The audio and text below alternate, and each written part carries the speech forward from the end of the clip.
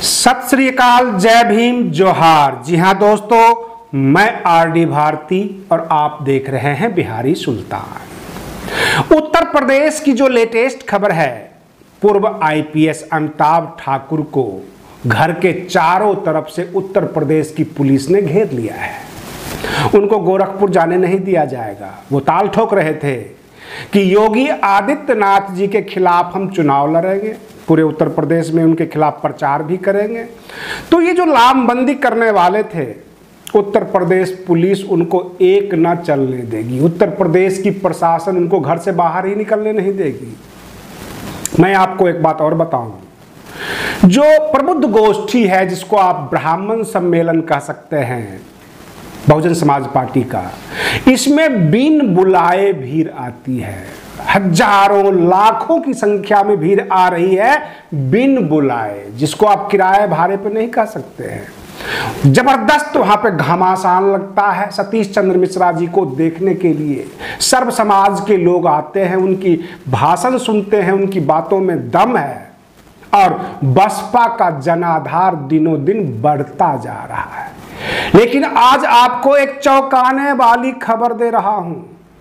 बसपा का जनाधार बहुजन समाज, खास करके दलित वर्ग से घटता भी जा रहा है।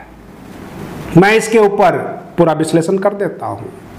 हमारे देश में जो बहुजन समाज हजारों वर्ष से तकलीफ में है, दुख में है।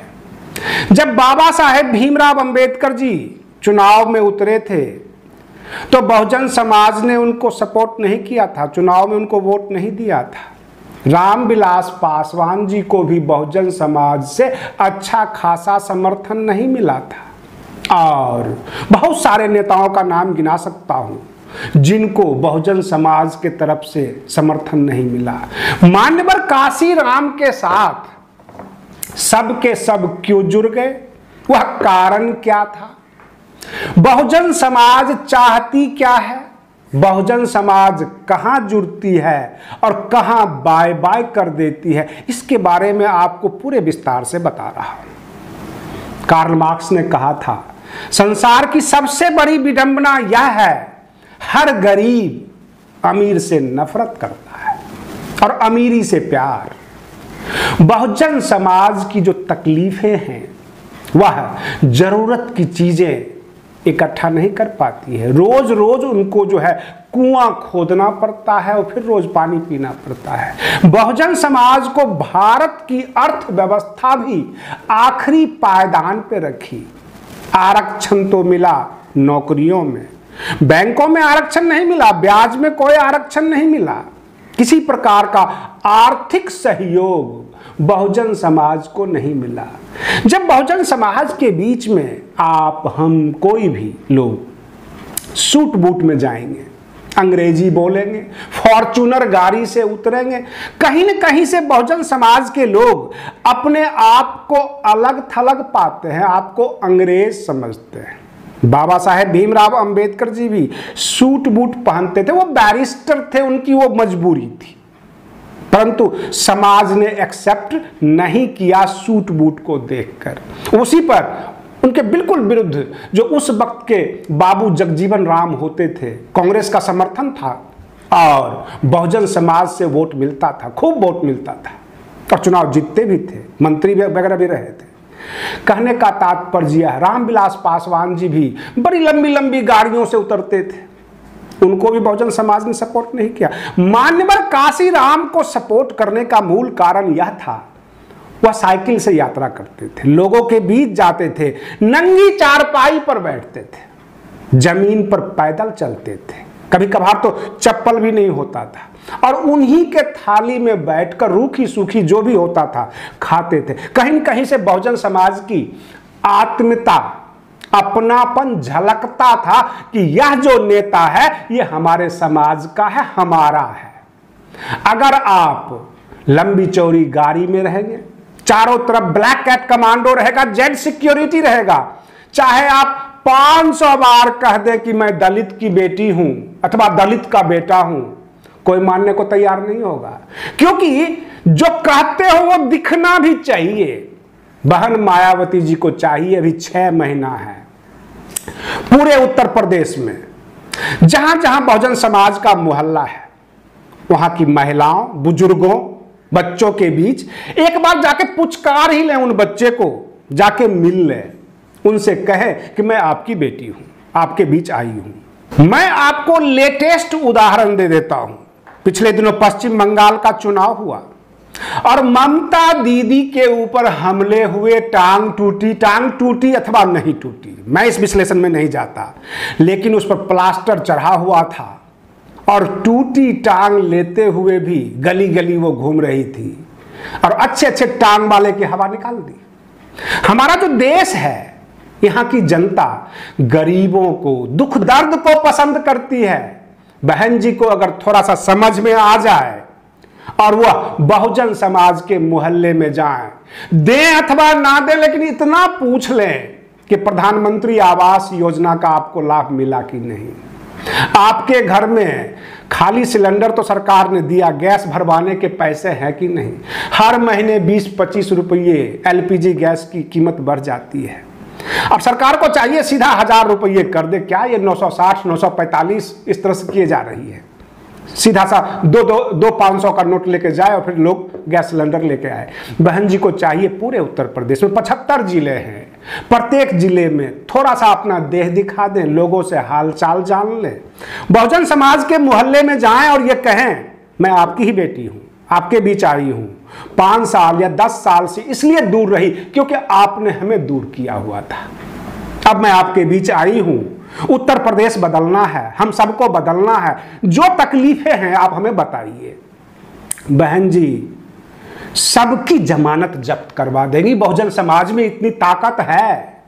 ये सारे के सारे चारों तरफ से पोलिंग सेंटर, बूथ को चारों तरफ से घेर लेंगे। बहुजन समाज इतनी बड़ी ताकतवर है, लेकिन ये समाज कहीं कहीं से बहन जी से अपने आप को दूर पा रहा है।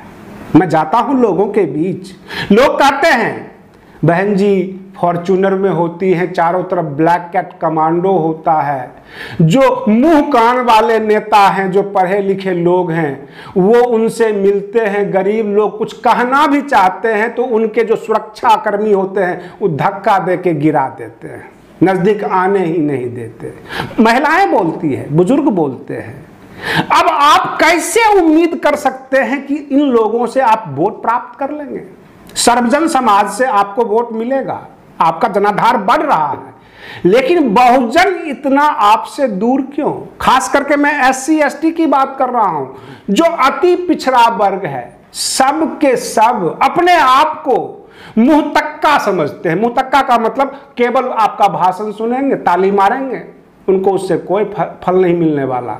लगता है कि हमारे ही जाति के, हमारे ही धर्म के एक नेता है जो बहुत बड़े नेता है, लेकिन वो हमारे नहीं हैं, ऐसा दिमाग में बैठता जा रहा है।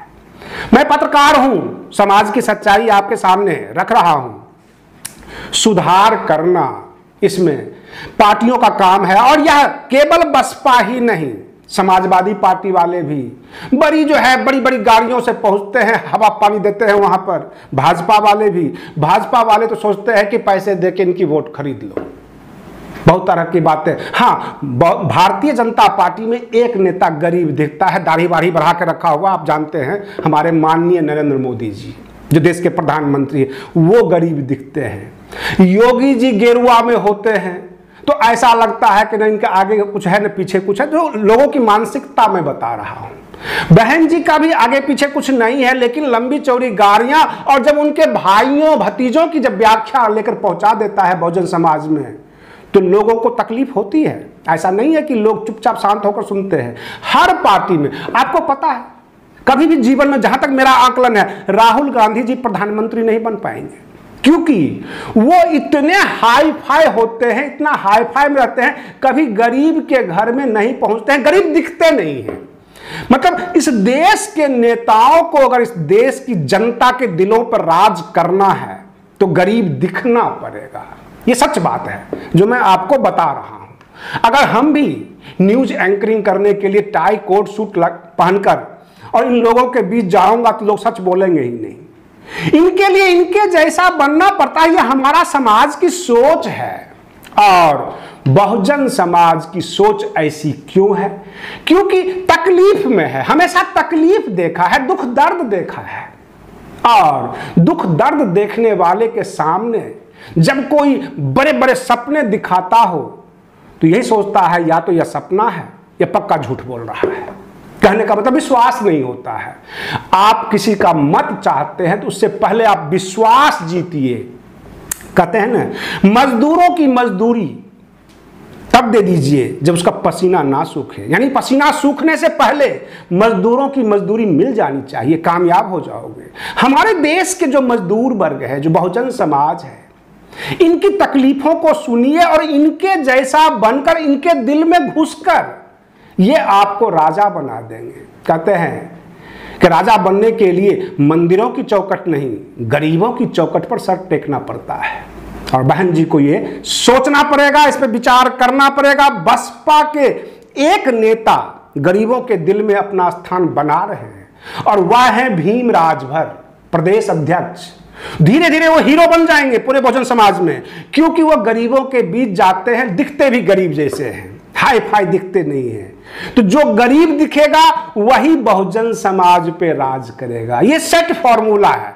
आप बने रहिए बिहारी सुल्तान चैनल पर, बिल्कुल जमीनी सच्चाई लेकर हम आपके सामने प्रस्तुत होते रहेंगे। मिलते हैं अगले वीडियो में, तब तक के लिए धन्यवाद।